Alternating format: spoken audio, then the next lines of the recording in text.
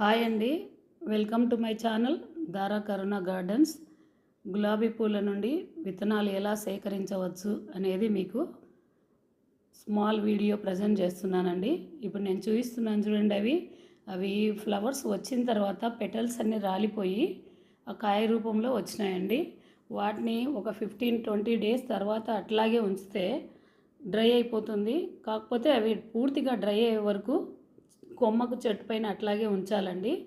బాగా ఎండిపోయింది అనుకున్నప్పుడు మాత్రమే వాటిని తీసి భద్రపరచుకొని తర్వాత ఏం చేయాలంటే తీసేయాలండి. దాంట్లో ఒక్కో దానిలో 6-7 విత్తనాలు ఉంటాయండి.